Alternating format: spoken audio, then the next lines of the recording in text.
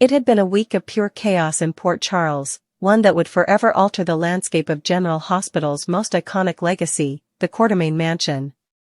The entire saga began when Ronnie made the shocking decision to sell the family estate to Drew, a move that sent shockwaves through the community. What should have been a routine property transaction quickly evolved into a storm of deceit, revenge, and possible retribution beyond the grave. Meanwhile, Tracy, ever the guardian of her family's empire, uncovered the one thing that could unravel everything: Monica's real will. The fragile line between justice and vengeance began to blur as old secrets resurfaced, and fans found themselves wondering whether Port Charles was about to lose one of its most sacred landmarks in the most literal sense, by fire. The mansion had long been the beating heart of the Quartermaine dynasty, a sprawling testament to wealth, dysfunction, and unrelenting ambition. Every generation had left its mark on its polished floors and marbled halls. Yet beneath that grandeur, the house carried ghosts, of betrayals, of lost loves, of family members gone too soon. When Monica's true will was discovered, it reignited old rivalries that had never truly died. Her written wishes clearly contradicted the documents Martin had conveniently amended, documents that gave control of the mansion to Ronnie. For Tracy, this revelation was an act of war. It was not just about property. It was about legacy, truth, and the right to decide who still mattered in the shadow of Monica's passing. Ronnie, for her part, seemed torn between guilt and self-preservation. There was a flicker of remorse in her eyes when she handed Drew the paperwork, a knowing look that suggested she was aware of how deeply she was betraying not just Tracy but the entire Quartermaine heritage. Yet greed, fear, and pressure from Martin pushed her to sign, effectively sealing the fate of both the mansion and her conscience. Drew, meanwhile, stood as the unwitting catalyst for destruction, a man blinded by ambition, convinced that owning the estate would somehow solidify his place among the Quartermaines, even if he would never truly belong. It was around this moment that fan theories began to ignite across social media like sparks waiting for a match. Some speculated that fate, or karma, would soon claim Drew in poetic fashion. After all, earlier that year, Michael had nearly lost his life in a penthouse blaze orchestrated by Drew's own reckless decisions. The idea of Drew trapped in the very flames he once condemned others to became an irresistible symbol of narrative symmetry. It wasn't just about revenge, it was about balance. As one fan put it online, if Drew Kane burns with the mansion, it's the Quartermaine curse finally restoring order. The notion spread rapidly, and suddenly the fictional flames of Port Charles began to burn in the minds of viewers everywhere. Burning down iconic sets is hardly new in soap history. Days of Our Lives destroyed the beloved Horton house, only to rebuild it as a symbol of endurance. The Young and the Restless famously burned Newman Ranch to the ground in 2012 and again in 2024 to usher in a new chapter for the Newmans. In that same vein, the Quartermaine mansion stood as a monument ripe for renewal. For years, fans had watched the same familiar foyer, the grand staircase, and the portrait-lined walls that seemed to echo with the ghosts of Alan, Lila, and Edward. Perhaps, some argued, it was time for a rebirth, a chance to bury the old sins beneath the ashes.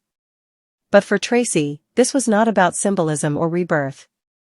To her, every corner of that house carried memory, Monica's laughter echoing down the halls, Lila's roses blooming outside the windows, the countless family dinners that had ended in chaos but always began with hope.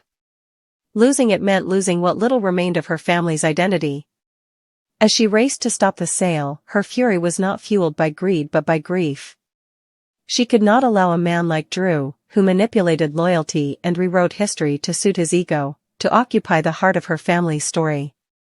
Her determination grew stronger with every step toward that house, unaware that her arrival might coincide with something far darker, a reckoning long overdue. If Drew truly took ownership, some whispered that he would never get to enjoy it. There were rumors that the mansion's old electrical systems were unstable, that an unattended fireplace or faulty wiring could spark disaster. Others suggested something more deliberate, that Martin, cornered by his own deceit, might try to erase all evidence of Monica's real will by setting the mansion ablaze. The irony was cruel. The very document that could save Tracy might die with the flames that consumed everything else. As night descended on Halloween in Port Charles, the atmosphere around the Quartermaine estate grew heavy, almost sentient. Wind tore through the trees, rattling the gates as if warning those inside. Drew arrived first, smugly confident that the property, and by extension, the family's future, was now his. Ronnie hovered near the door, her trembling hands betraying the calm she tried to project. The contract lay on the table, one signature away from catastrophe. Somewhere across town, Tracy's car roared through the dark streets, the real will clutched to her chest. Every second mattered. Every heartbeat felt like a countdown. If the fan theory were to manifest, it would unfold here. A stray spark from the fireplace, a candle knocked over in the heat of confrontation, there were countless ways for history to repeat itself. The last time flames tore through a Quartermaine property, lives were changed forever. To see Drew trapped inside now, engulfed by the inferno of his own making, would be a cruel twist of poetic justice. Port Charles thrives on irony, and no death would feel more symbolic than one surrounded by the ashes of stolen legacy. Imagine the mansion's iconic staircase collapsing, portraits melting, the ghost of Monica metaphorically reclaiming what was hers through fire.